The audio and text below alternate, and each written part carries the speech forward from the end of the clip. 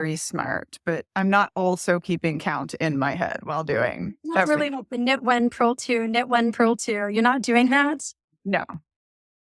I was watching your live a little bit earlier, and I am so obsessed with your like fruity pebbles colored thing that you're wearing today. It's so perfect. Yeah, I found this vest in a thrift store and I was like, I'm going to fuzzy it up.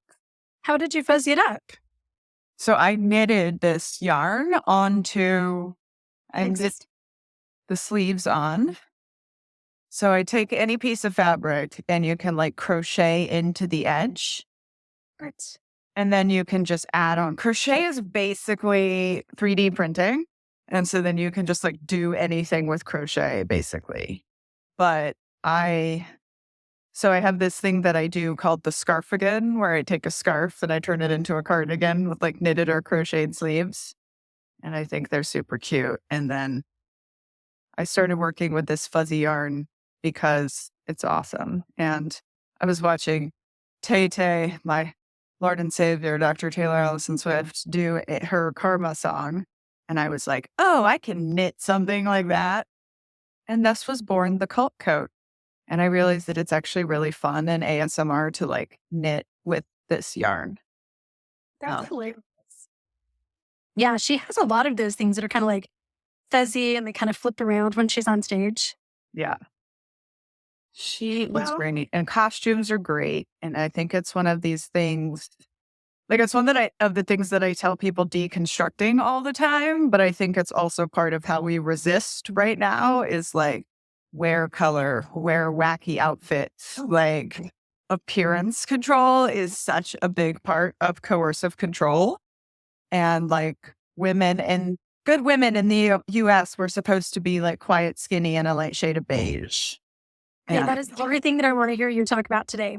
Because, I came out of Mormonism and I always know the what of what happened, but I don't understand it. So I've had so many followers who are like, I want you to talk to Danielle again about this and that. And like the Mormon influencers, why Mormon women have to be like so specific, why they're such a tiny little box. So I've been mentally saving up so many questions for you about why, like the why of all of that. Why do cults demand that their women be so specific? What do they get out of it? Control. Well, labor. Right? Cults are always about labor. And if you think about how much Mormon women work, it's exhausting, right? And I was just reading Ted Patrick's book. So Ted Patrick is this amazing human who worked for Governor Reagan. It was a Black man who called himself Black Lightning, and he would snatch and grab people out of cults and like deprogram them, which is of course not legal. But as a kid, like we were told he was the big bad wolf. But I was just like, oh, somebody out there cares. Anyway, him and his granddaughter just got in touch with me.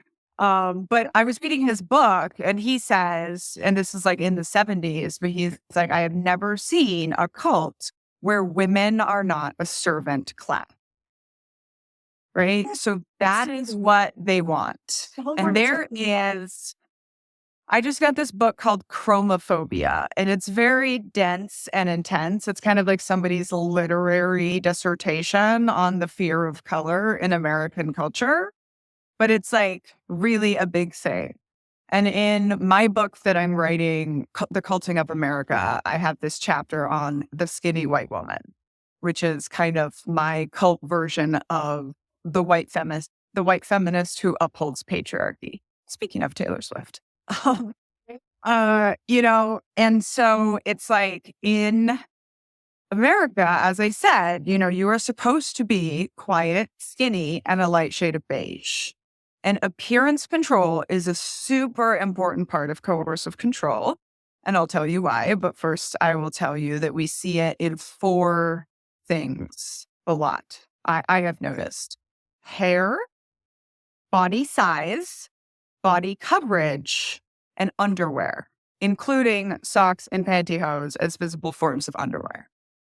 And appearance control is extremely important to coercive control. That's part of why they try to make us think it's frivolous, because it's so important. And it's so important because appearance control is never about appearance. It's always about behavior. It's always about proscribing the kind of behavior that you want. And so I will tell you, as like a cult baby, survivor who's at 15 years old, dropped into Texas and is just trying to pass and like figure out the world. I ended up kind of just like making myself into perfect Barbie. I just look like any Mormon woman. And ultimately, it was funny. It really started affecting my romantic life because I was like, these men keep like showing up thinking I'm the girl next door and like that's what they want. And then they get mad that I'm not her. And finally, in my deconstruction, I was like, why am I presenting myself like her? Right? Like, nobody right now thinks that I am an evangelical lady from Texas. Right? Like, this is not that look. And it is so important, and I keep telling people now with politics and stuff, like, think about the USSR, right? Like, scary during the Cold War. And what is like one of the main things we picture is just like gray, right? And having had like my roommate in college was from Moldova, and it was like, yeah, that's part of the thing is just like gray. And right now, color whatsoever, the great concrete. Because you're not supposed to stand out, right? The number one rule in a cult or a total institution of any kind is don't stand out, right? And like that is what every Mormon woman is taught from birth. I spent my whole entire life trying not to stand out. I had one horrifying thing that I did one time. We adopted an orphan very suddenly. We hadn't talked to anybody in our ward about it. And just you even saying trying to fit in, I can still remember the day that we had 3 kids. I walked into our ward with the baby seat and this infant in this baby seat that nobody in my ward had known about. And just to hear the whispers of whatever the 400 people in the congregation. And it was one of the first times in my life that I had done anything that was like shocking. I spent every minute of every day just trying to blend and like, how can I just look like everybody else? The Stepford Wives, trying to just blend. Yeah. And I don't understand why I did that. But yeah, we showed up one day because baby in church. Oh. I think we brought him on like Friday. Like it was really, really sudden. So I didn't have time to tell anybody. We walk in the church and it was like the ripple effect of who the hell does Jenny think she is? Like, what is going on? Just the who, and you said it, right? Who does she think she is, right? How dare you show up appearing to be different, right? And this is how it is justified, or what did you you said something like you don't know how we learn. I go along with it. Oh, why do you go along with it? Okay, so it's just an absolutely human reaction. Right. So we really think we're rational as human beings, but we're not. And we make most of our decisions based on recency bias, what's worked most recently, and social proof, what everyone around us is doing. Right. This is like an evolutionary thing. Right. If all the other animals are drinking from the pond, it's probably safe to drink from the pond. Right. So, and then you have something called total institutions. Total institutions is when you live and work removed from the world with some sort of formal round of life. Right. So total institutions are cults, military barracks, mental institutions, probably the entire state of Utah, etc. Right. And one of the things about total institutions is that we just inherently know that our survival is based on fitting in. Like, so group norms become extremely magnified. This is one of the things, like when I realized that the military, like a military deployment becomes a total institution for a year, like it's literally a cultic experience. I was like, the more we talk about that, the safer we are, right? That like group norms become super important. I mean, you're literally wearing a uniform every day, right? Everything about even your appearance has been codified. This is how you will act. And it takes an insane amount of character strength to actually resist that. Like most human beings are programmed that when you are in a total institution or a closed system of any kind, you are going to mimic the people around you as closely as you can, like for literal survival. It's funny how that. So I lived, I think, in like a very isolated total institution because in my Arizona, like ward boundaries, we were also within a country club. So I was like a within cult and very isolating. Like all of our kids went to the same schools and we all shopped at the same grocery stores. We all lived well or together. So we never really like left. But it was embarrassing that like sometimes a bunch of moms would show up for play date at the park and we would all have the same brand new color of Lululemon pants. We would have the same new Adidas shoes, the same water bottles, the same thing. And we laughed at it. How it's embarrassing. Like, who did it best? But it wasn't a thought that I had. I wasn't thinking I'm going to park day with all of the Mormon mommies. I need to be wearing Lululemons and I need to have my extensions and food. It's a uniform appearance, right? So people, I say sometimes like we get stuck on this stereotype that like cults have uniforms because some of them did, like Heaven's Gate, and that's an easy way to depict it. But it's just a uniform appearance.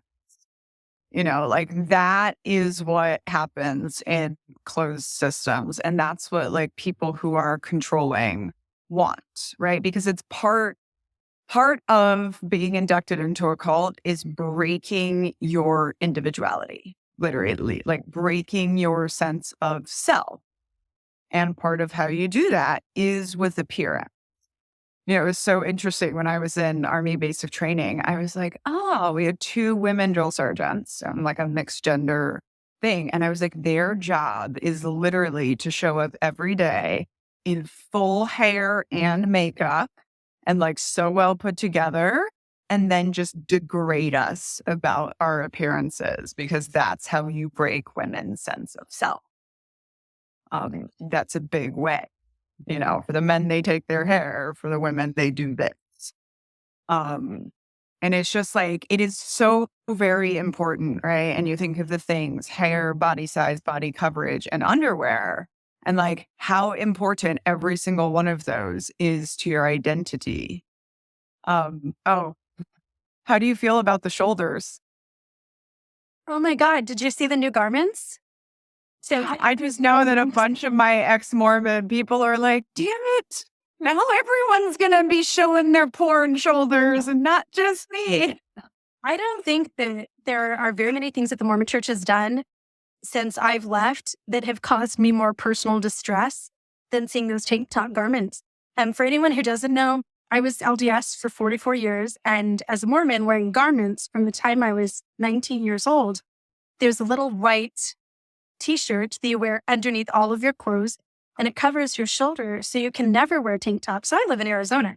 It's like 1,000 degrees here in July and I could never wear a tank top. You're always, and you wear your bra on top. So it's the t-shirt, the bra, and then, you have to wear your outside t-shirt and then biker shorts. And literally one of the most like day-to-day personal struggles that I had was how to stay cool and just find anything to wear when I'm just stuck in t-shirts. That's why Mormon girls always have like the puff sleeves and the blouses that are so like flowy because you're covering up those garments. No, it made me so mad. I made a tank top in my disrespectful t-shirt shop. I'll have to send you one, and it just says it was never about the shoulders. So funny. I need one of those. And yeah, I'll send you one. We'll chat. Control.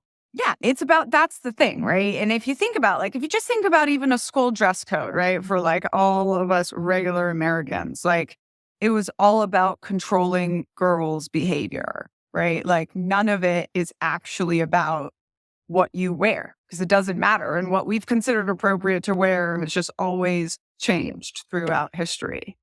Right. And so it's so interesting, even in things like body size, right? Like the control. Usually it's skinny. And there's a lot of reasons that cults want you skinny. But every once in a while, it's about being super muscular or it's about even being fat. which we see in like the twin flames cult and stuff. Right. And it's like, it's about the control. And something, interesting about control and cults is the cult never actually cares more about successful operations than they care about control. Right. So like the military, just like every other cult, demonizes medical care because it's individual, even though you'd think you want your soldiers to be super healthy. But it's like, it's never about successful operations more than it's about control. So everything about my Mormon tradwife life did not make sense at all. Like successful operations, it was a disaster. It was so hard for my husband to support 5 kids and then have this big house and all the Mormon tithing, and just so hard. No common sense about anything that we did with our finances. And it always seemed like the church would teach us things that would make sense. Like I should have a job and a savings account, and maybe we shouldn't have so many kids. Like nothing that my church taught me made any sense and had any sort of positive impact in my life. Yeah. But this is why, it's I had a little tip with some ex-Mormons because they called it Mormon face. And I'm like, well, it's not Mormon face. It's just the cult glaze. And they were like, well, we have a study. And I was like, yeah, because you're the acceptive cult. But that glazed face, right? That just like what we all know, right? Mitt Romney, right? Just the cult glaze. That I describe that as like the look of just keeping yourself in cognitive dissonance, right? Like none of it made sense, but that's part of why cults want you busy so that you don't have time to think about that, right? And also skinny so that you're too tired. But like, and I did, and many of us do when we leave the high control group, you put yourself back into another high control group by just keeping yourself so busy. So for me, it was, I'm going to work 1 to 4 jobs plus be the best student at literature studies in college, even though I've never been to school, and it's so funny. I went through, I did my master's during COVID, and I think finally went through a school scholastic program in just like a healthy way. And I'm like, oh my gosh, I was so exhausting. I mean, I was the kid that literally professors took my books out of my hands and told me that I wouldn't get them back till I went and had a beer. Like I was that person. And I look back now and I was like, yeah, I was just keeping myself in a high control group until I could go fall into the military. And if I hadn't joined the military, I would 100% have had a PhD by 25. Because it's just like, you want that control. But going back to like, this is where cults want you. Cults want you basically to be a walking around zombie, because then they are literally working you like a living puppet, like Cam and Taylor Swift. And I can do it with a broken heart. Oh, and by the way, I think all of us cult babies have what I call I can do it with the broken heart syndrome. That's like our superpower, but also what's unaliving us. Because like, I mean, I had one of the worst days of my personal, like professional life, and I was in bed crying till 4 p.m. And then I just got up and put on a sparkly blazer and went and did a 3-hour TikTok show. And it's like when you can harness that once in a while in your ex-cult life, great. When you're doing that every day to survive like your life, right? Like none of it made sense. And you were just telling yourself that. And it's a big part of, and Mormons are such a good example, but like a big part of the appeal of cults is they offer you perfection, right? They offer you this perfect life. You are love bombed with the concept of this perfect life, right? Mormon families from the outside look great, right? Everybody wants that. Everyone wants a beautiful white woman and a bunch of kids that stand in a row, like in a nice little row. At least like that's what we're all taught to want under white supremacy, right? To want to be her or to want to be married to her. And like that woman doesn't exist. That family doesn't exist. It's a lie. Like the promise of the cult is always a lie. But we tell ourselves, like, we're going to get there. If we can work hard enough, if we can be perfect enough. And that's why purity requirements are such a good weapon for cults, and not just sexual purity, right? Any version of I don't put coffee in my body, any like black and white rule is a purity requirement. And The word purity for me, like I was so pure. Like, right. that was the huge. But all human beings are bad at being pure and perfect. Like it is the most human thing about us is not being able to live in black and white ways. Right. Which is why the cult leader is always exempt from his own purity requirements. Right. So nobody in the children of God drank, but our prophet died of alcoholism. Oh, that's hilarious. Yeah. So the purity requirements, it keeps you constantly striving. And it keeps you in this state of constant surveillance of yourself and other people. And being under constant surveillance is one of the ways you break down a human being. And I'm going to gift you this term. I'm so excited. When we are putting ourselves under surveillance and everyone around us under surveillance. And so we are keeping the cult running, but not because anyone's making us, but because we're all doing it to each other. It's called performative regulation. Ooh. Oh my God. I'm going to write that down. I literally screamed out loud when I found that term. I was like, oh, this is the best named term ever, right? Because it's like, that's what we're doing. And I remember as a tween, when we finally lived in a commune that was only 2 families. And then sometimes the other family would be traveling and none of the rules applied. Like all of a sudden we were just not cult children anymore. And I started to realize that oh, my parents don't actually care about any of this stuff. Like none of it is coming from them and none of it do they actually believe in, right? Because if you actually believed in it, you would continue to do it even if nobody else was watching. But it's that performative regulation thing. But that's why they want to keep you in groups so that you never realize that because you're always doing it to each other, which interestingly enough, COVID might be the beginning of the end for the Mormon church. But for a lot of coercive groups, as soon as people couldn't physically go be in contact anymore, they realized for the first time in their lives that they didn't need it. So with that performative regulation, would that explain why there's so many Mormons and people in cults similar to Mormonism that have double lives? Like my husband for 24 years had a complete double life. He had a fake name. He had, bank accounts that I didn't know about. He had over 100 affairs. He was the perfect Mormon in the outside. He was abusive. He has mental health challenges. But he was always the first person at church and the last one to leave. He was in high callings. We were temple workers from the time that we were really young. He was literally the ultimate Mormon. Yeah.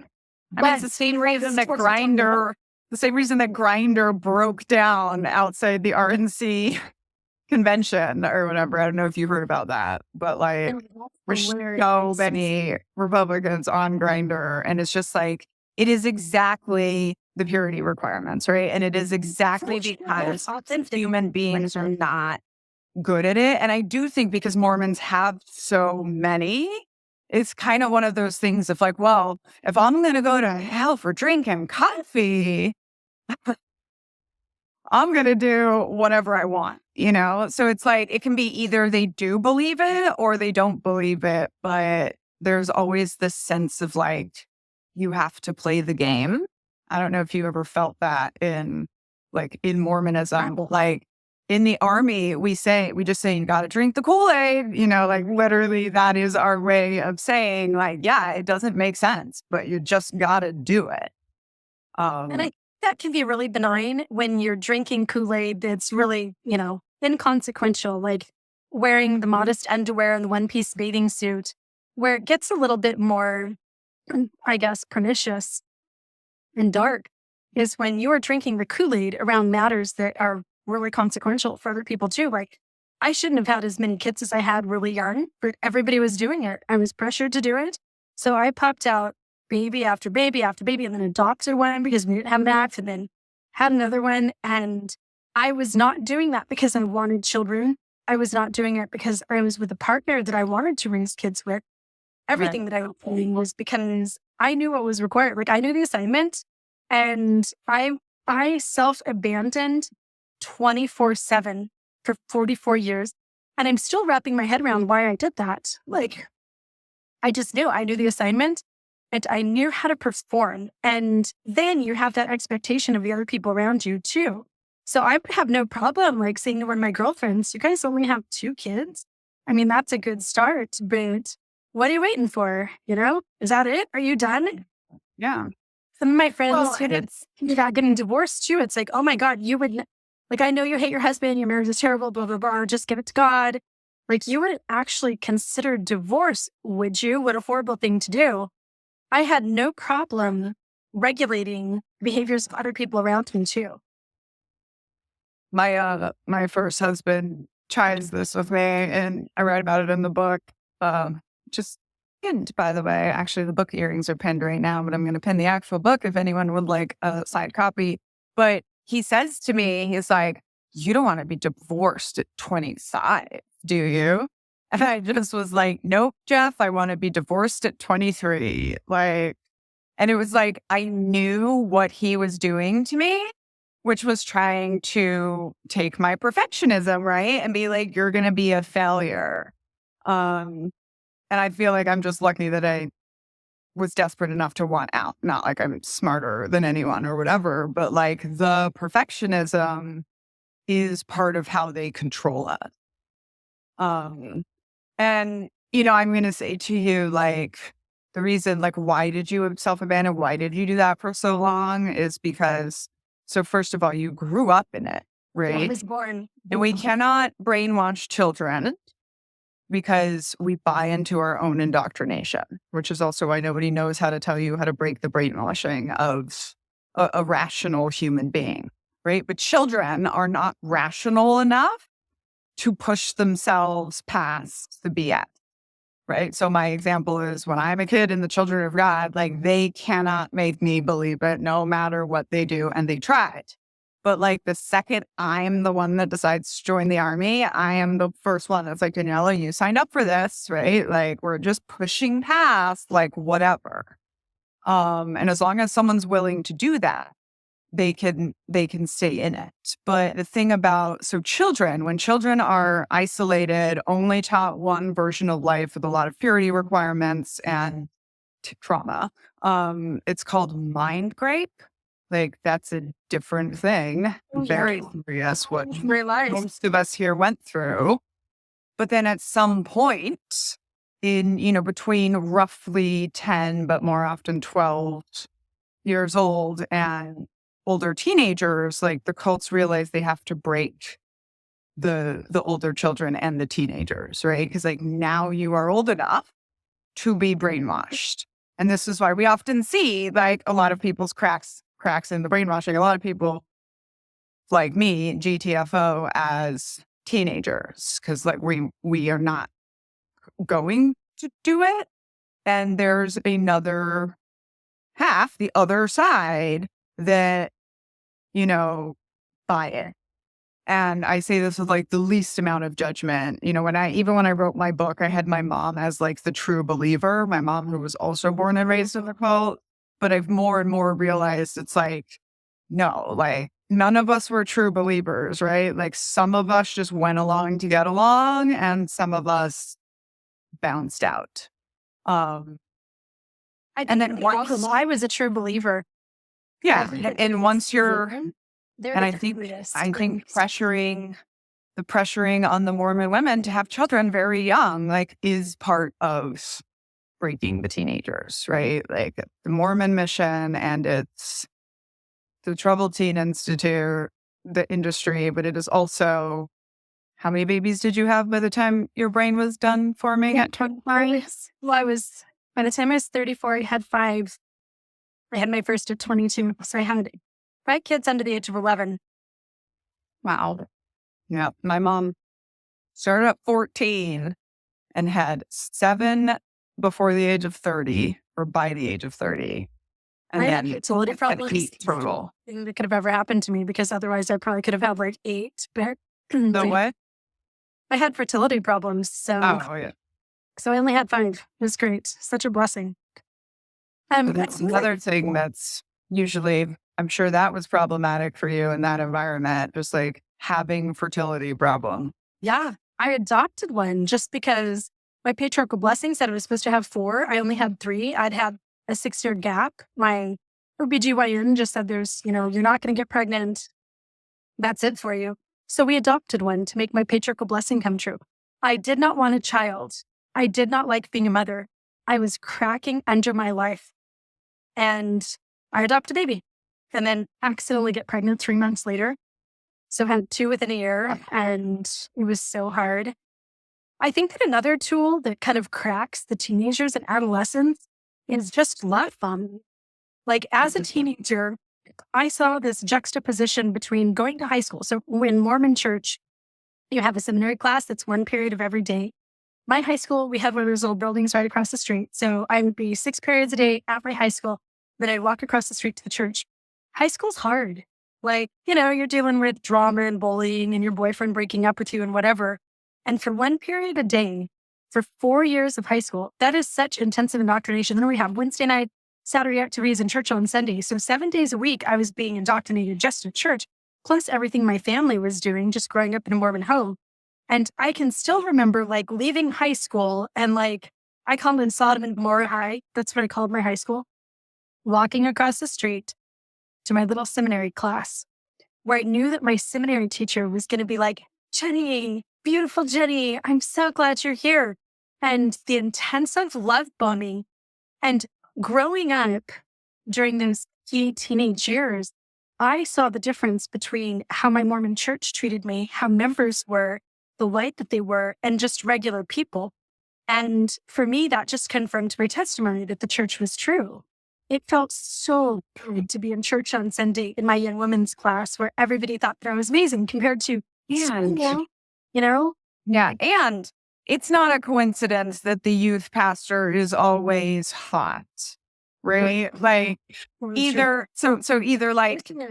it's either like a woman, right, that is like the aspirational wife for the young boys and is aspirational to be for the woman, or it's the other way, right? It's the hot, you hope that's the husband you get when, you're 24 and not 16. And, I think the Mormons flirt to convert. They do, absolutely, 100%. No. Funny. And Mr. Knitting Cult Lady got hooked by that evangelical version of that and in youth group, but all of that. And the reason I say it's funny to me is because supposedly we are the religious prostitution cult, but everybody does it, and I also say even though the Children of God stopped actually making their women be actual hookers in the 80s, they never stopped hanging young, attractive women out there in order to get people in or to donate money. I've been used that way since I was 5 years old. So I remember a lesson from when I was, I don't know, might have been college, where it was based on the Jesus and the fishers of men quote. And it was a whole missionary. That's what Children of God base their prostitution on too. Yeah. I will make you fish with men. And they called it flirty fishing. Yeah. Okay. Hurry up. There's a book where Dr. Phil or somebody that talked about the flirty fishing with the Children of God. Where did I see that on TV? So yeah, it was about the fishers. Larry King had it, probably Dr. Phil. And they made us think about those things that we had that could be bait, but not in a bad way. They're what bait do you have that you can shine to other people so that they will want to know the gospel? And we had to take a little piece of paper and write down I'm really friendly. And that can be a lure to get people to come to church. And it wasn't presented in a way that was at all creepy. I totally bought into it. And it's I have a good personality and I sing. I can use my musical talent to intrigue my friends so that they want to come to church. And here's different ways that I can invite people. And that learning to convert thing too. I can add words because I know. And let me tell you. So in college, I go work for this little shorts restaurant because I need money to pay for college. And they had a thing called the 5 F's of flirting. And it was literally talk to me, touch me, blah, blah, blah, just teach it. Eventually they got rid of it just because of political pressure. But okay, so that is the restaurant I go to work for. Then I'm in the Army. I am a captain in the United States Army. And my boss, who was my good leader, mentor, still was Daniela, you spend too much time at your desk. You should get out. This is when we're deployed to Afghanistan and women are 5% of the population, right? You should get out there and go network with other intelligence officers. Here, take my car. And then one time I got, accidentally left behind at the Special Forces compound, which can be very, very dangerous for me. And everyone was just like, oh, yeah, of course. They drove her home and now we're friends. So I'm just going to say all the cults do it. Like all the cults do it. And at the time I was like, yeah, it makes sense. Everyone is happier to see me because I'm a woman. And so they give me more information. Like, of course I'm going to use that. Yeah, there you have it. The missionaries in Mormonism are really interesting because they take like kind of the cutest age, the 18 to like 22-year-olds, and they dress them up in suits and ties. Like I always wonder, what if the missionaries were just like jeans and t-shirts knocking on your door like the Baptists do? But no, they're in like these beautiful suits and they're, dry cleaned white shirts and their little ties and they look so professional. And they're so engaging and connected. We had missionaries come over like 2 weeks ago, knock on our door. First of all, Danielle, I'm like, oh, you knocked on the wrong door. This is not the door. And I had them in and they stayed for like an hour and I tried to uncult them. But they are just so engaging and so refreshingly different. Like, I think that like the most honest answer when people are like, why does America accept the Mormons? I'm like, well-groomed white people. Well-groomed, well-behaved. This is why the government wants them, right? You'll clean up well. It's easy to get secret clearances and you speak multiple languages.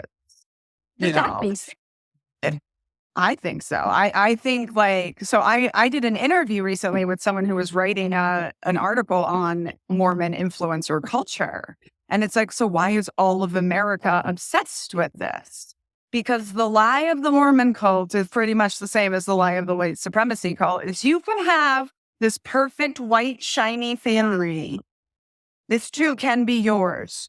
We're not going to look at the fact that Mormon women have like the most plastic surgery, the most antidepressants, and their teenagers have a very high rate of self-deleting. Like, no. Like, here is the fantasy, right? Here is like, we all knew that Martha Stewart was a billionaire and we could not curate that, but it's aspirational, right? And like this is why I say cults always promise space travel, because you're always only getting the ultimate thing they promise you, like in another realm, another dimension, another form, another body, etc.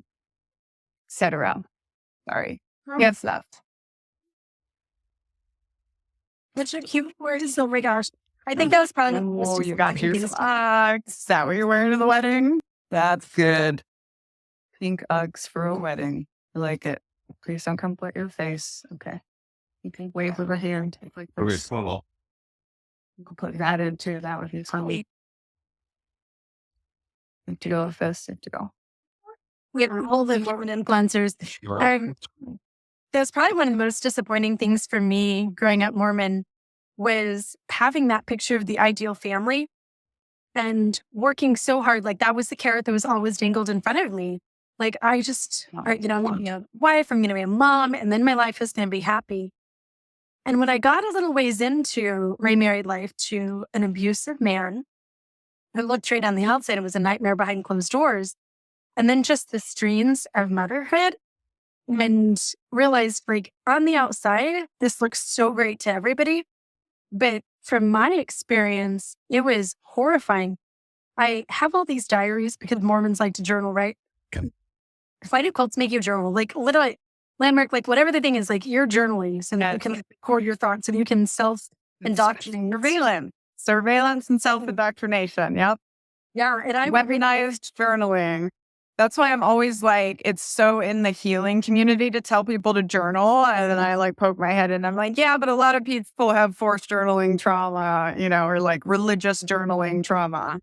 I have 12 journals between ages 8 and 44, and they're thick. Like I journaled everything. And it's really sad when you hit my journals when I became a wife and a mom. And I have all of these photos that I have tucked in the front cover. So like, here's a picture of our family on vacation in Hawaii. And then here's the journal entry from that family vacation. where I want to unalive, where I'm stressed out, where I have an eating disorder because I'm afraid my husband is going to leave me. And like the words on the page do not match the shiny, happy people that you see in the photos. And I went through that journal with a documentary film team that came out to record my life here a couple months ago.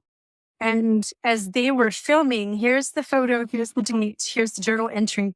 They were blown away. They're like, if we just saw you on the outside in your neighborhood in Mesa, Arizona, you would have been that dream family. You would have been, everybody wants to hear you have these happy children and your husband works so good together. And every single page was just, I am dying inside. I feel like I'm cracking. I can't do this. Right. It's comforting to me. And then you think, what am I doing wrong? That personal surveillance. Well, maybe I have bad thoughts. Maybe I'm not trusting in Jesus. Yeah. This is also, someone just said us cult survivors have to find each other. Like, yes, because then we can notice these patterns, right? But there's also a point where in the exiting the cult, like the crack and the brainwashing, where I think we think it's not for me, right? It's just not for me. And this is where sometimes depressingly people decide to stay for the kids, right? Because they're like, I want to give my kids this fantasy, right? That has been promised, but we don't realize it's a fantasy yet. So that's like for me, like I never believed in children of God. I was always going to be out the door from like the age of 6. But it was on 9/11 when I'm watching my people like giving praise to God for his judgment on evil America that I was like, oh, like maybe we're the baddies, like maybe we're the religious extremists. And I think that there's a part of that too, right? Where it's like we start to realize we don't fit. So first of all, that disconnect, right, between what you were writing and what you were appearance policing yourself for into the world as, like, that's where the dead eye stare comes from. Yeah. Right? Because like you can't, you're lying to yourself. You're keeping yourself in a constant state of lying to yourself. And I kept 4 years of journals in between my 2 military deployments. And the most stunningly stupid decision a writer has ever made, I threw them away at one point in my life because I thought it would be so embarrassing if anyone ever found, right? Because I was like, it was such a mess then. But that was basically one of the things that broke me, which was like, I just thought like everyone else that like you can just put it behind you and you can just run and perfection yourself. And so at this point, I'm in like the cult of the military. And I'm like, I'm literally the perfect officer. Here I am in women's running, Captain America. And like, I'm still breaking, and it's like, it's just like, you can't, it's a lot, right? Like the perfection is a lot. You can't attain it. Nobody can guarantee you a perfect life, right? And this is why when we look at macro and we study trends, right, cults pop up in times of social turmoil. And this is why I tell people, like, yeah, it's really scary where we are right now, but this is a sign of progress, right? Cults pop up when we are tearing down social systems and realizing they don't work for people. And it's not a coincidence that the fashion and the social issues and the cults of the 70s are all back right now, right? Like we are living through historical times. But it pops up because cults are very appealing. It's clarity. The world is confusing. There's so much noise. Here's what to do. And listen, let me tell you, I had an audiobook experience where I realized that there was still something very culty about me. So when I signed my big book deal and you get the right to audition for your audiobook, signed copies attached. And I was like, oh, I have to do it, right? Immediately. I was like, it has to be me. Like no one, like it just has to, right? Like nobody is going to speak cult language, army language, Brazilian Portuguese, and Mexican Spanish with a gringa accent and also be able to say First Lieutenant Daniella Mestyanek. I was like, it has to be me. And I had a really visceral experience where someone mispronounced some Children of God thing and it was terrible. I was like, it has to be me. And then they didn't ask me to audition. it was just the director of Macmillan Audio sending me an email saying, do you want to voice your own audiobook? And all of a sudden I was paralyzed and I could not make the decision. Right. And I was like, I had been prepared to fight for it. I had fully decided that I was absolutely the best person to voice the audiobook. But I realized like I had been waiting for someone to tell me that like I was good enough. Right. Like to make me go prove that I could do it, which led me to this broader realization that for my literal 20 years outside of the cult, like I have been searching for a mentor who will just tell me exactly what to do with my life. And increasingly more and more frustrated that I was getting told things like, Daniella, you'll be good at anything you choose. And I'm like, why? And this whole thing made me realize like, oh yeah, like I really just have to be the captain of my own life. And a mentor who tells you exactly what to do is not a mentor. It's a cult leader. Right. And I did the audiobook, right? Ultimately, like I heard what I needed to hear from the director who said, you telling your story in your own voice is good enough. The audio got recommended twice in the New York Times, right? Like it's my best-selling format. People love the fact that I did it. I mean, the audio reviews are so much higher. Like it was, what I was going to say is like, it was clearly always the right choice. But having that experience where I knew that, and then I just absolutely lost the ability to like make any decision on this. Yeah, so that was it.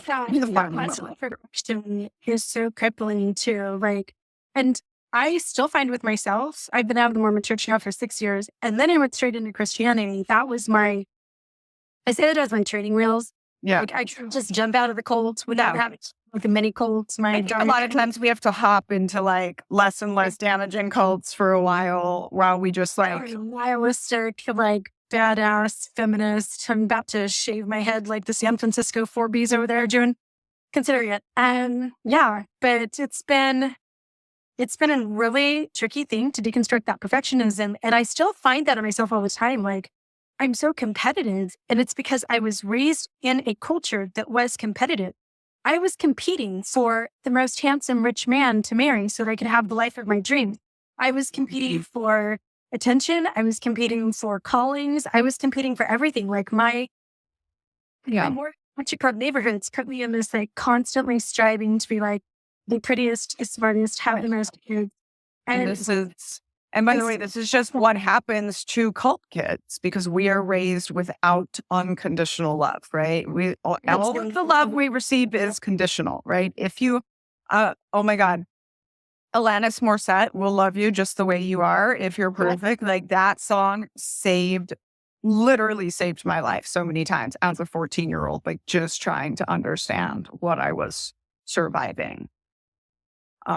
Like, let me know that like that attitude wasn't right, and like I wasn't crazy to be like, and then again, like, and you kind of give yourself a hard time for it, but I was like, I got away from the cult, and then I went and I got to Texas, so maybe not, but then I went and like did it again to myself in the army, and like fully bought in, right? And I actually wrote a way for you to win love. I wrote a whole second memoir that's really deconstructing white supremacy. It's called Un-American. I've recorded a video book of it, but I realized like, I was this like indigent teenager, right? I was dropped off in Texas with $0 and like proceeded to have some very bad lost years in there.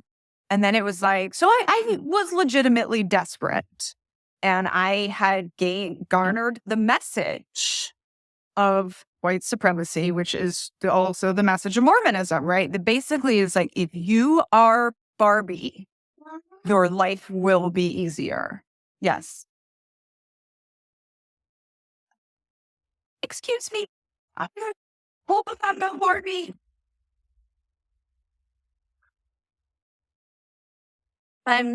Everybody who's watching, what religion do you go to church? I can't see all the comments because the dual screen kind of blocks and there's a little election here for a while. Are you ex-Mormon? Hello. You guys, I just got out of the hospital yesterday, but I had told a knitting cult lady that I'd go live, so my voice is a little ick. I'm so yeah. Like spring dew. Were you at church to go? So I was Barbie. And so I then proceeded to spend like a lot of effort turning myself like into Barbie Yeah. and like playing that game so hard. And like I was also in the military, right? So it's like internalized misogyny Barbie, which is also Mormonism. Right. But like it took me so long to be like, why am I playing into this lot? Honestly. Why were you? I mean, it was just like, I mean, I think it's because survival, right? Like part of what cults tell you is that you have to play into the lie for your own survival, right? And so like a lot of times it's almost easier to understand when you look at like an all black cult, like the Nubian Nation or the Nation of Islam, and they're able to easily recruit Black people because like white America's out to get you. And it's true, right? We have many examples, which still makes you able to be manipulated, right? So like, and this is why I say like, I was raised in this bubble told that the outside world was horrible, even though my actual life in the inside world was about as horrible as you could get. But then I'm actually then just dropped into the margins of America to be used and abused by the men and women who lay in wait for teenagers in the margins of America. And so like, it is like I legitimately needed help to survive. And this was the hardest chapter for me to write of Uncultured because I basically made a drug deal and married an abusive dude because I was like, if I can play that game and be that perfect woman that he wants to be the wife of a Texas politician, like I'm safer, right? Like I am out of the clutches of just everybody. So, a lot of us don't have solid families. We've lost our tribes. And because religion has been such a big part of our American landscape for so long, it has taken the place of our families and communities. Like I knew that in Mormonism, once I stepped away, I was going to be totally on my own. Tomorrow's Thanksgiving, just me and my partner and me sitting here in our house alone. I've been shunned by my entire family. My mom wrote me a letter a year ago May and told me to drop dead, that she never wanted to see me again. I have absolutely nobody. And it's so appealing to people, whether it's the army, whether it's, some self-help group or the Mormon church or evangelicism. It's so easy to walk in the doors of a church and you have this instant family. And all I have to do is look this way, and say these things and have a little Bible tucked under my arm. And I have people who are going to draw me in and I'm going to belong. And that's our most basic human title. That is one of our strongest drivers as human beings is to belong, right? Again, for safety, right? The same way that a newborn baby knows that if it's away from its mother too long, like it will not be okay. Like we are like that as humans. And, another thing is that when we are from a cult, especially when we are like cult babies, like that's all we knew. Our meters for community and mission and purpose are jacked up to like 100,000.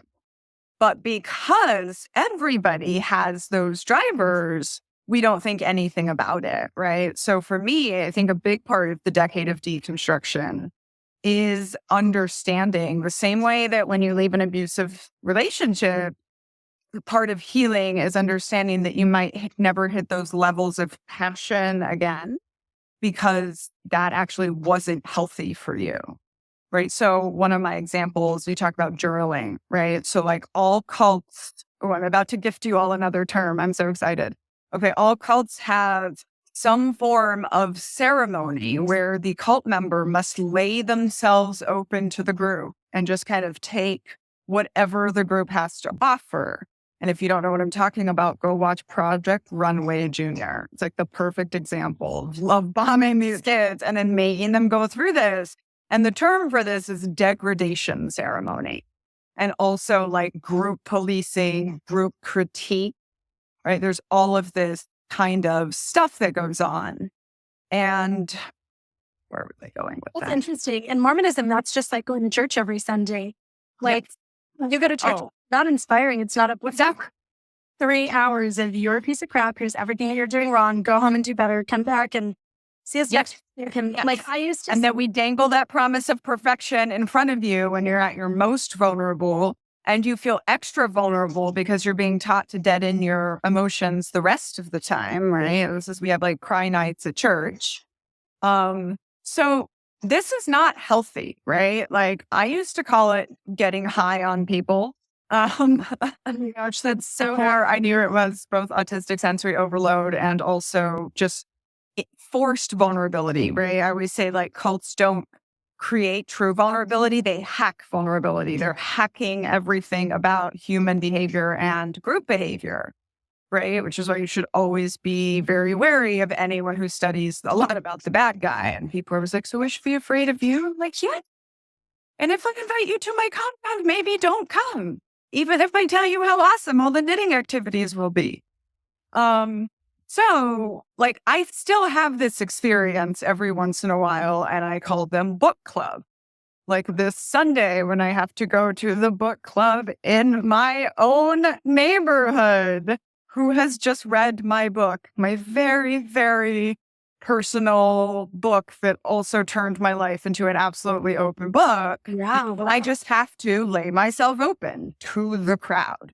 And I just know, like on Monday, y'all are going to see me just like looking like super hungover just for like a drain, right? Like a corresponding drain I feel the next day. But in the cult, I would just have to go do it again the next day, right? And AA are some big offenders here. And I describe it as like, this is the difference when we're healing ourselves on the outside. It's like, I can decide how many times I'm going to go do that. And I can like take care of myself. Or like when I did the audiobook, first thing I've ever done in 5 days. And I had to do it with a broken heart and just like push through it and just really had to.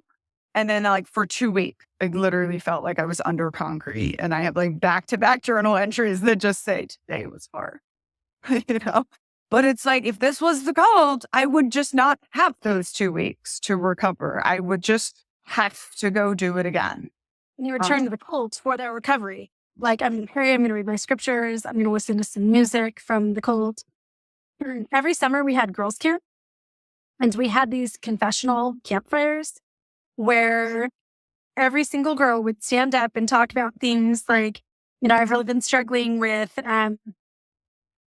I don't know, like not doing my homework this year, or I had an unfriendly boyfriend and we did some things that were inappropriate.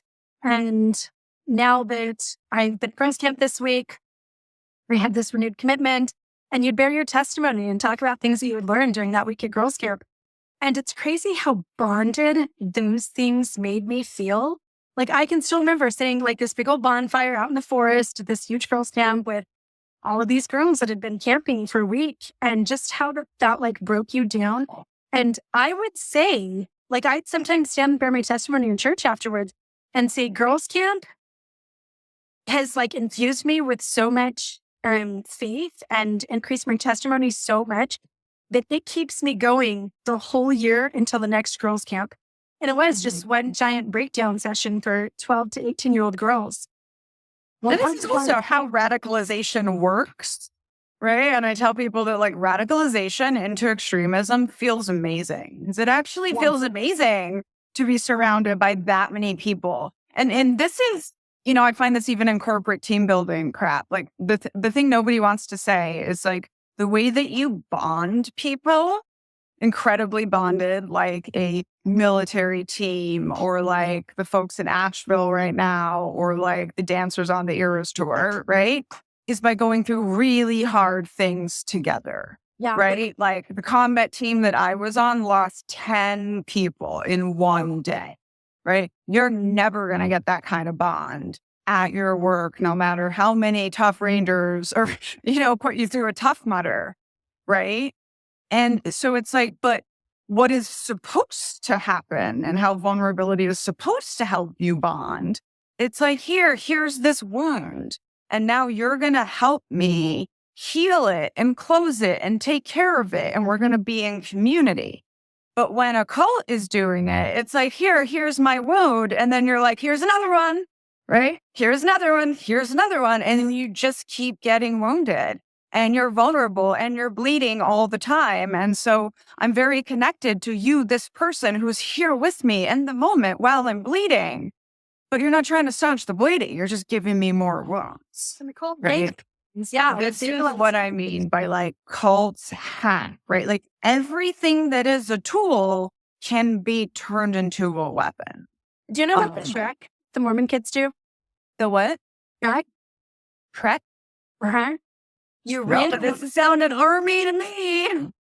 Every summer around the world, Mormon kids reenact an event from Mormon pioneer history where the Mormon immigrants who were going out to Utah were so poor that they didn't have regular covered wagons with horses and stuff.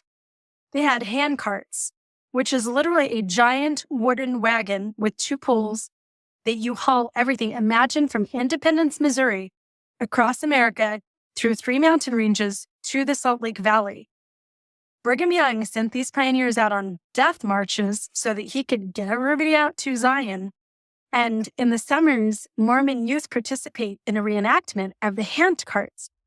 So, like, you spend 3 days out on some trail somewhere, literally pulling hand carts. And there's this one thing that they do every single time. So you wear pioneer clothes, like we would have to sew pioneer clothes. My mom would sew a dress and a bonnet and everything. And you just get a little bucket full of food. You're cooking stuff over a campfire. You would have a name of somebody that was a real life pioneer. And every morning when you woke up, they tell you if you were dead that day or if your child had died or if your husband had died. So wild. So one part of it every year is they have a woman's poll. There was one time during the original pioneers when the men were off hunting or something, and the women had to get these hand carts up to the certain spot, and they were all emaciated, they were dying, were starving, and they barely made it. And one of the women who was one of the original Mormon pioneers wrote in her diary that it was as though angels were pushing the cart for her. So they reenact this women's poll. One year, my 14-year-old daughter did it. She had had a brain injury from heat, almost death, horrible, life-threatening heat stroke. And out there in the heat, I told them, my daughter can't do anything. It really exerts her. She has to take care. They have these girls pull this thing up a mile hill in a forest. And I found out later that my daughter had been involved in it. And it's so emotional because, it breaks you down and you're traumatized. You're out there as a teenager. You can't wear deodorant. You can't take your makeup. You're wearing pioneer clothes. And you bond to everybody so much, it's ridiculous. Yeah. So to bring Margaret Singer, who's the godmotheress of cults, in her book, which we're reading right now in Cult Book Club, and she talks about there's a whole brand of cult baby trauma that is basically doing military drills combined with fear of death from a rapture or a spiritual death kind of thing. Just to be that is an on-brand thing. I want to, if it's okay to read from this part of my book. This is from the chapter where I'm in military basic training, and the chapter is called Drink the Kool-Aid. And we have just done a 7-mile ruck march. So marching 7 miles with 50 pounds on our backs in the heat of South Carolina in August. Nothing like what you just described. And we're adults, not children. The average age was 17, though. So a lot of them are children. And for almost everyone, this is hardest physical exertion that you've done in your life. And by the way, the easy formula for breaking down a human being is isolation, physical pain, and small acts of kindness. Okay. So my iPhone/weighted bookmark. Okay. When we arrived back at the camp, tiki torches flickered in the early evening dark. Soldiers and the entire high-ranking leadership lined the path, cheering as we arrived. An American flag flew on a giant flagpole with all kinds of military flags around it. The army, the division, the brigade, the battalion, the company, each platoon. We were surrounded by the symbolism, the mythology of the elite world we had all fought so hard to become a part of for the previous 9 weeks. I think it was actually 11 weeks of like basic training, physical pain, isolation, small acts of kindness. We had become part of the 1% of Americans who'd volunteered to serve their country during a time of war, a completely made up statistic, but we don't question it. We had accomplished our rite of passage, and here was our ceremony, accompanied by barrels and barrels of a type of Kool-Aid we called Victory Punch. We all straggled in, desperate for a drink, before pulling into a large square formation, standing shoulder to shoulder on the parade field. The music of country star Lee Greenwood began to blare through the overhead loudspeakers. Soldiers continued cheering as the commander came down the roads, shaking people's hands. "Congratulations, soldier," he said over and over again. Emotions were at an apex. Tears streamed down the face of the trainee to my right. The guy to my left belted out the lyrics with his whole chest. My lips didn't move. Almost everyone around me seemed to be singing with all their might, chanting the chorus in unison. Proud to be an American. But I looked straight ahead, my thoughts hearkening back, excellent Uggs, to the prophet's graduation ceremony so many years before. This was when our prophet had died. The uncles speaking in tongues, the aunties chanting at God, throwing themselves on the floor in tears. The pageantry, the ceremony, the messaging. Standing straight as boards, not daring to move an inch. Singing of freedom when we were, at this moment, anything but free. Despite my feelings of apprehension, I also felt the stirrings of fervor, of dedication, and the sweetly sad idea of death in service of country. I saw commitment and pride overtaking fear and exhaustion in the faces of the trainees around me. I wanted to feel it with them, but my elation was tempered by the ugly familiarity of it all. We're definitely ready to graduate, I thought. Our programming was nearly complete. Our dedication, absolute. And, in a tiny spoiler, we would find out the next day that one of our fellow soldiers had not survived the march. And we would not question. No, because you're just like, he's a martyr. He died the way that you would have wanted to, right? Okay, the physical pain, isolation, and small acts of kindness. Do you know that I was diagnosed with Stockholm Syndrome? And towards the end of my marriage by a psychiatrist. And those were the components of my Stockholm Syndrome. It was the small acts of kindness, so that physical pain, he was constantly abusing me. Isolation, but then he'd cut a breadcrumb and do little things like, "Oh, baby, let me make you a sandwich and we'll sit down and watch whatever movie you want to watch tonight." And that kept me with a man that I should not have been with because I was clinically diagnosed with Stockholm Syndrome to my own husband. And those were the components. So these ingredients. Let me tell you, right? So this is an all of American society, okay? I'm about to break all of y'all's brains right now. In the 60s, the American government discovers brainwashing, right? And we discover it from getting our Korean prisoners of war back. The Koreans have discovered it from the Chinese, right? Only since the 50s, people kind of been writing about cults and then thought reform. And in the 60s, thought reform the idea of brainwashing is born. And one of the first things the United States government says is, how can we use this as a weapon? Okay. So then 4 psychologists were hired who studied abusive relationships and cults, right? Because those people had always been knowing how to do it. And they created what is modern day military basic training, which is then fast forward a few more years and the industry of organizational psychology is born, of which I am an IST, organizational psychologist. And they start to study the military because it's an easy group that you can study and then look at what is successful and what is not successful. So an organizational psychologist are the people that all of y'all's corporations hire to teach the organization how to motivate you to give your labor to their good cause. So when we wonder like why this is so embedded, You're doing it on purpose. it's like, I don't know that anyone had that. I think maybe I'm the first person that has like connected all these dots, but like there's a reason I'm writing a book called The Culting of America, right? And like the abusive way to break somebody down.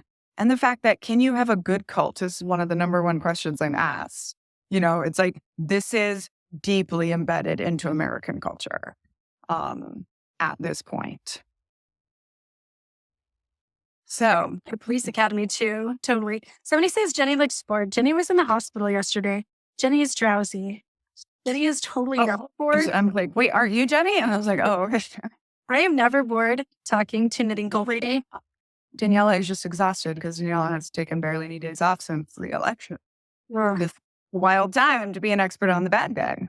Oh my gosh. I know. And I realized that I am the blue JD Vance, which is to say the veteran post-election that has a book that like explains to you what just happened, right? So the only reason we know about JD Vance is because he wrote Hillbilly Elegy that came out just after the Trump election and like explained to blue America why all the angry white men voted for Trump.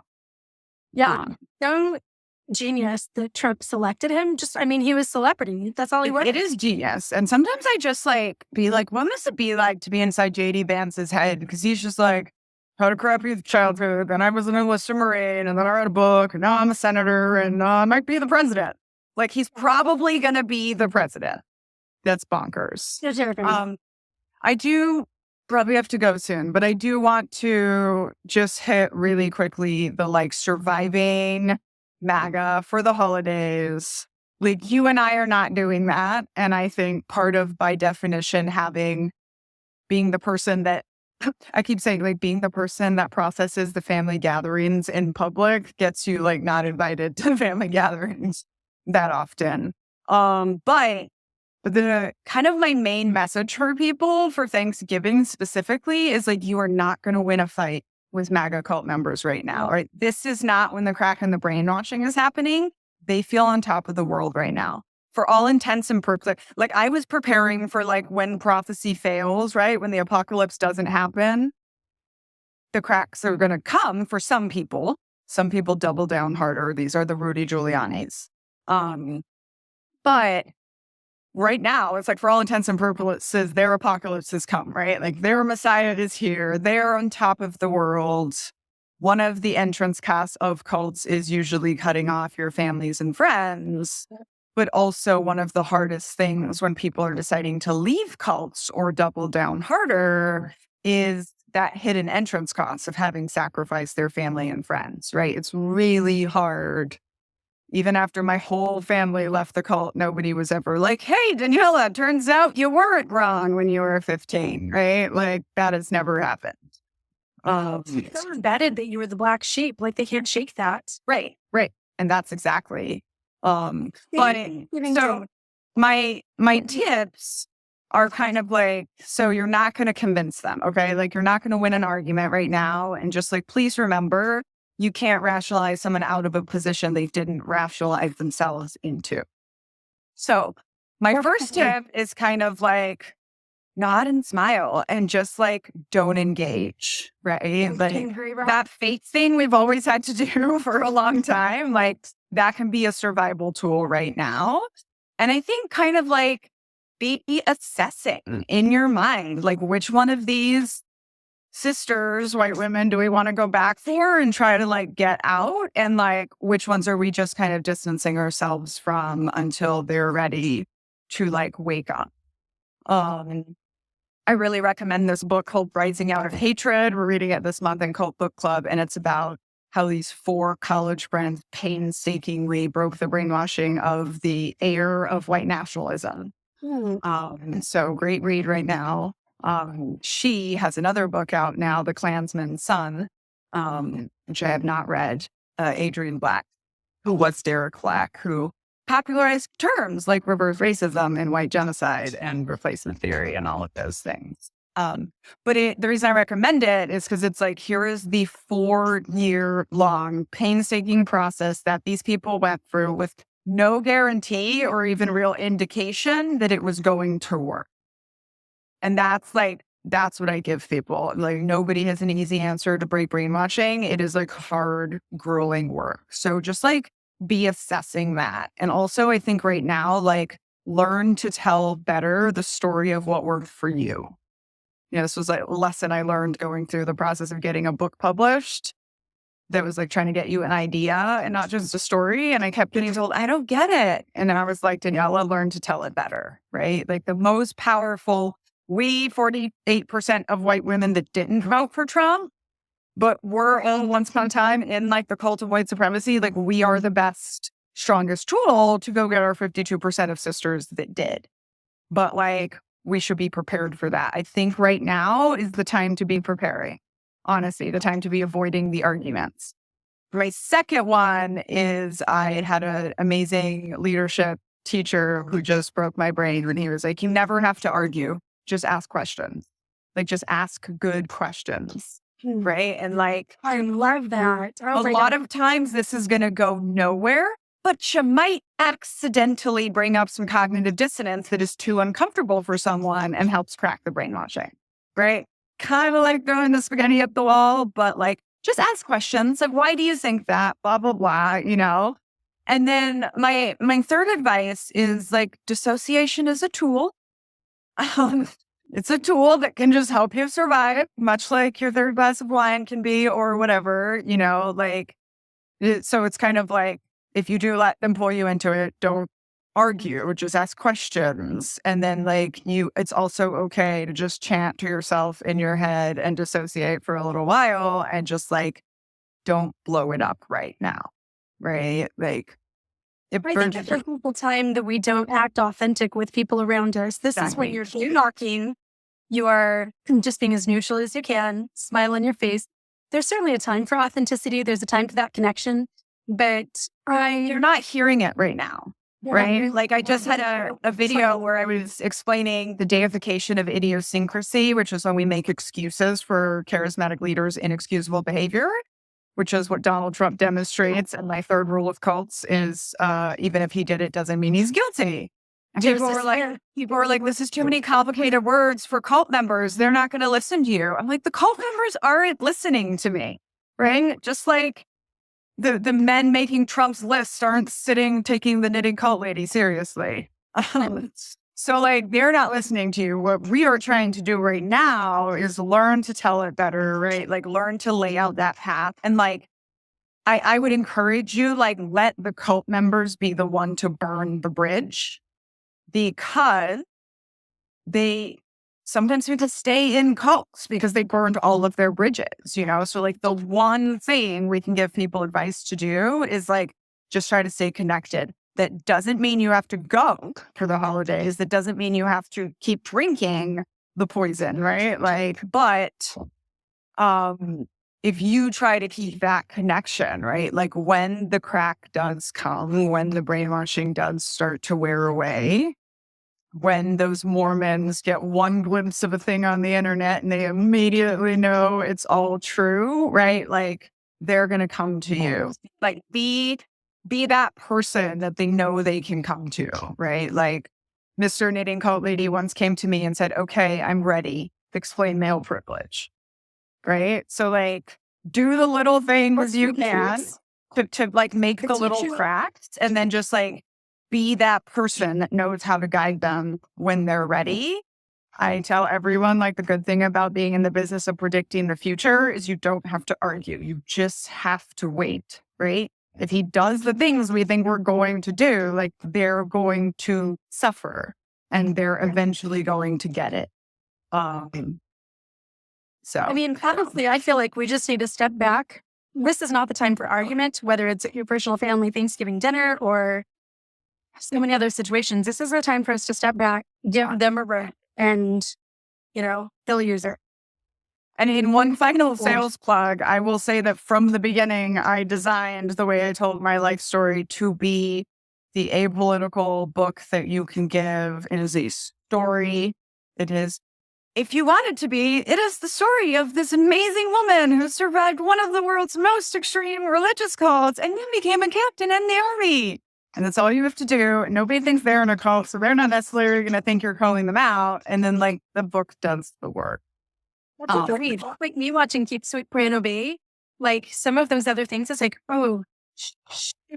Like maybe I'm really cool because that seems like I have a lot of ex-Mormons who have this experience with my book where it's like, you can tell yourself all day long it wasn't a cult, but I don't call it a cult until chapter whatever of this book, right? But when you are reading the story of the girl from the extremely extreme cult and you're relating, yes. And you can't lie to yourself. I had this experience where the first time I came to the US, from Brazil, I saw my aunt pulled over and she asked this 10-year-old Black boy for directions in English. And it broke my brain because you would never have seen a Black child who spoke English in Brazil.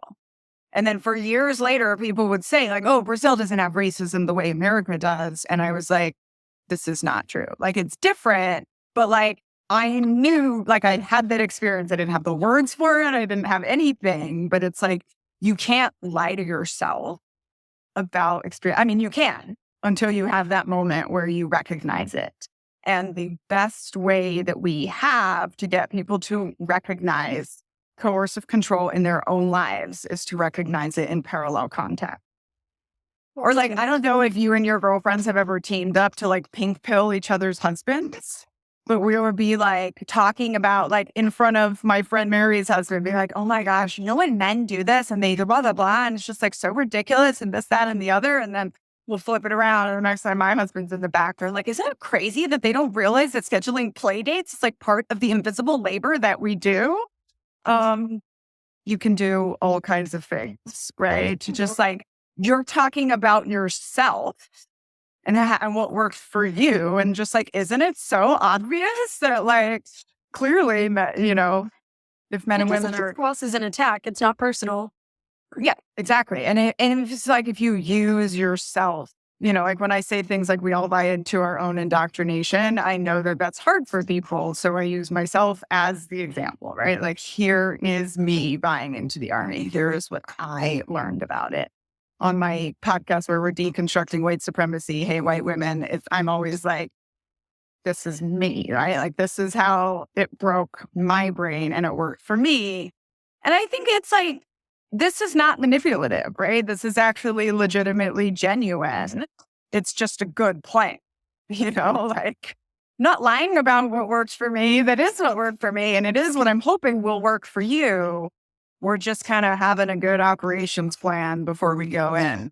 And then, add it in, shake it up, and you kind of have a good combat situation anyway there.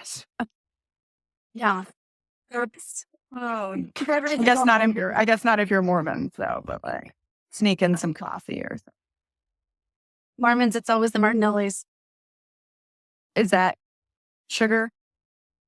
Yeah, sugar on top of sugar, but like the Martinelli sparkling cider, the sparkling cranberry juice, you have like the whole gamut of the Martinellis. That's the only holiday drink, Get the sugar high. Oh my gosh, before I leave. So when I do these are my Coke coats, right? And I make them out of jaggy stuff. And every time before I sew the arms on, I make a video and it's the Exmo Coke. Because even when you're cold, you want everyone to know that like you're not a Mormon. I've seen those. So funny. But now the Mormons are going to be showing their shoulders too. So I'm going to have to get a little bit. I know y'all are gonna have to come up with I felt bad for like all my Mormon sips from another crib because I was like, yeah, I know. Like my first thing was big earring. It's like we didn't have jewelry in the Children of God, and then in the military you couldn't wear earrings. So I was like, or like I for a long time I had like fire engine red highlighted hair, and I would go speak on military bases to the women, and I would be like, hey, this is the retirement beard, right? Like, this is why I'm not in the military anymore. And that then is like the final thing, right? Wear color, like show up to family dinner in something obnoxiously purple and just resist, right? Like resist the beige and the gray and the control. And like, because it's a cult and we're all performative regulation, like nobody's going to be like, why are you wearing that? They don't actually want to know the answer, right? I came last year. I wore a very modest, it's from an organic clothing company, crop top, like trouser. And my uncle asked me to go home and change. Oh, Grown ass uncle. I am 50 years old. but and this is also where I'm like, if someone does tell you something like that, it's an excellent deprogramming moment for yourself of understanding like you are the captain of your own life. You get to dress your body in whatever you want and present yourself however you want at any time. Modest. Like, I was so modest, but my shoulders and my back showed. Like it was just a halter top, but then it was fairly modest and very tasteful. And he pulled me aside and he said, because a bunch of my little teeny like cousins were there, like little 12-year-olds, 14-year-olds, females, a whole gaggle of little female Mormon cousins. And he said, Jenny, you were so beautiful. But I wonder if you're not setting a good example for the young girls. Do you have a sweater? And you run home and change.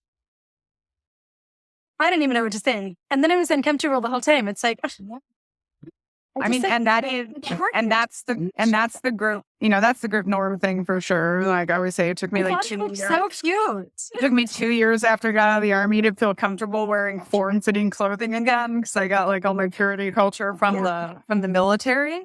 But like, it's also a moment when you can just be like, no, I'm not going to, or like push back in some ways. But what I wanted to say is like, this is like, they can't allow it, right? Like the cult can't allow someone who is not striving for perfection because then it shows the lie for what it is, right? Like Jenny is not being struck down, right? And like, I was happy. I was adorable. Yeah. I just, last night on our podcast, Cults and the Culting of America, we recorded with like an evangelical preacher's daughter who like moved to New York and starts working for rich people. She wrote a book called God, Schmecks, and Rich People.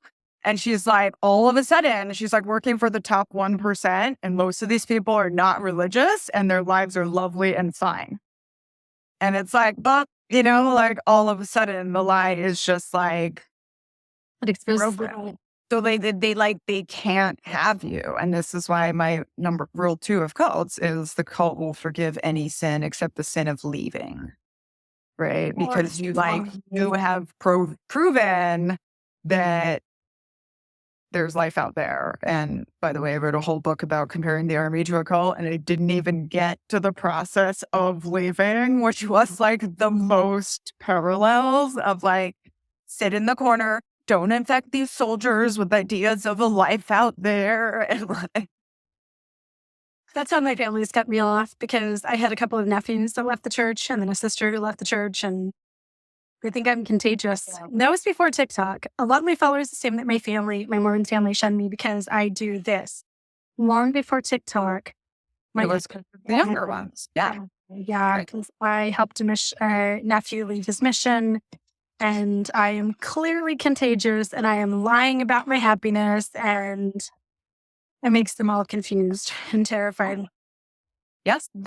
Can't give anyone, and that's why it was so funny because when I left, I was kind of like a famous cult member. So it's a big deal when I left. And I was like, there are 10,000 people waiting for me to fail and come crawling back. So F that. Like I can spite my way through anything. But yeah, I mean, cutting off the family members, I mean, that is by the way, this is the way cults end, right? When they fail to keep or recruit the next generation, this is how cults end. This is what happened to the children of God in 2009 for the most part. Bishop expansion. And this is what's happening with Mormons. And looking at the election, this is still like, I think, like positive sign. The only Gen Zers that he really got were the incels. Like, they're not keeping the children, right? Like, it is happening now with Mormons in astonishing numbers. And one of the things, people ask me all the time, like, what do we do for children that are under coercive control? And like, unfortunately, the answer is there's almost nothing you can do in America. I think we had a bill. I have a petition. It's the anti-childhood indoctrination petition that we're trying to get turned into a bill. I'm also considering a lawsuit against the Mormon Church and the government for my childhood indoctrination, which destroyed my life and almost led to my death. So there is something that we can do. Look into the term mind grape, and I would check out Perry Bulwer's book. It's called, oh my God, Perry Bulwer. Here's another Children of God. Oh, Misguided. But he becomes a barrister in Canada when he gets out, and he puts all these definitions in the book. Like, it's Canada, but that will still probably be useful for you in like describing what is actually done to like the childhood, like what that trauma actually is. And it's the really Constitution helpful. with the Anti-Establishment Act. You're Yeah. a citizen. And if you are 1 day old, you are a citizen. So minor children cannot be forced to attend church, and childhood indoctrination is completely unconstitutional, but has never been enforced. So, And by the way, like, Japan passed a law like that after their waltz with cults. And they call it a soul crime to like force children you can't force them to attend church. You can't force them to pray. Like, there are things that can be done, but the religious right fights it because they realize that will impinge on their control. But one of the messages I think to give to like children and teenagers that are under coercive control, like as someone who wanted to leave from the age of 6 and didn't think she would get to till 18, is like, just survive. And that the outside world is not all mean and ugly and evil. And there's this really beautiful line in Educated, which is, from a Mormon background. It's what inspired me to write Uncultured, where her older brother says to her, like, just survive until you can get out. The world is going to look so much different when dad is not whispering his version of it in your ear. So like, it sounds like a very hopeless thing, but like when I know I give myself goosebumps too. Like, when there's nothing else you can do, like giving that message to a child of like, they're lying to you about the world, right? Like, we love you. You will find good people that want to help you, right? I think the biggest message that I internalized from the cult was that the outside world was going to hurt me. And then, of course, sometimes you have early experiences of getting hurt and it reinforces it. But like, the majority of people are good, right? The us versus them is not real for the most part. So like, give your nieces and nephews that hope if you like go engage with family. That's such great advice. I absolutely love that. That quote is absolutely chilling. I'd say too that I wish as a teenager someone had told me to just take the positives, because there were a lot of positives growing up Mormon, like all of the training that I had in arts and music and homemaking and different things. Like, well, and this is I think one of the benefits of deconstructing and is not having to look at everything as so black and white, right? Yeah. It's like, yeah, I speak 3 languages. Like, I got it from being trafficked around the world, but like, I speak 3 languages, and like, I have 50,000 skills because I had so many moms. It's like, once you own your story, what's amazing is you realize you get to own your whole story, all of it. You can tell it however you want, and you can talk about any of it. And like, there are good things, right? Like, the bad thing about being programmed by a cult is you're programmed by a cult. But the good things are like, you now have these tools in your tool bag that once you really understand them, like dissociation, right, you can use them. So yeah, it's a good time to like count your blessings. Be like, We'd be like, I know how to do a lot of things. It wasn't all bad. Yeah, we have to, is it the gift of the faith crisis and, all those positives that we gleaned. We have to, yes. And also like big picture. We are living through the largest exodus of religion in American history. They're calling it the Fourth Great Awakening. There were 5% more Democratic voters in Utah, right? Like, they're not keeping the children. And I'm like, the only silver lining about JD Vance is like millennials are in the White House, right? Like we are, my friend Danielle that we know and love in Uncultured is about to be a lieutenant colonel, which is the commander of about 1,000 people, right? So like millennials are taking over soon. The power dynamic is shifting. And they're not keeping the children. And like every celibate cult ever has found out, like it doesn't matter if you're wealthier than the Catholic Church, Mormons. It doesn't matter if you're like reproducing at an astounding rate, right? The Children of God had an average of like 16 children per family and still fell apart in 50 years. So like there's hope. There's hope. And we just have to like not despair, not give up our power ahead of time, and wear bright colors. I love everything that you said. I'm going to re-listen to this just to figure out. I'm like, everyone figure out the color that's going to infuriate grandma the most and like rock that to the holidays. It's crazy, but there is like so much about color that it could be its whole own conversation. But anyway. Love it. Okay, I'm going to be all Thanksgiving-y and post office. Thanks, everybody. Thanks so much for hanging out. Go give Danielle a follow. If you're one of my followers and you're not currently watching her, she is just one of the brightest minds around high demand religions, culty things, and all that stuff that I have ever come across. I absolutely love your stuff. Your books, your one about America, I've had in my cart forever, and I haven't ordered it yet because I've been working on my book, which is never going to be finished. I need to just buckle down and get it done. But you're incredible. Where do we find your podcast? You a little bit every day. Like this is what, like I have to get the next one done by March, and it's going to be a struggle. And I'm like, no matter what, no matter how busy I am, I'm sitting down and I'm doing 30 minutes. Well, it's great. It's fine. I definitely need to do that. And where do we find your podcast? My podcast, anywhere you get podcasts, definitely Spotify and iTunes. So my podcasts are Cults and the Culting of America and Hate White Women. And they're also on I have a YouTube channel at Knitting Cult Lady. And I do like a weekly cult situation report, which is like the John Oliver report, but less funny and all about cult, and show all the knitting. And we just have lots of fun. I realize that at the end of the day, I'm just your run-of-the-mill leadership speaker. I just bet that everyone has had as many bad leaders and bad group experiences as good ones. And we study the extreme to understand everybody else. And also, it's fun to be the lady that compares everything to cults. So here we go. Yes, humans tend to fall into them. Well, thank you so much for hopping on with me today. Yeah, thanks, everybody. Jenny, send me a DM so I can get you a tank top. I feel like you need that one. So, oh my gosh, that would be so exciting. Thank you so much. Okay, bye. Bye, everybody.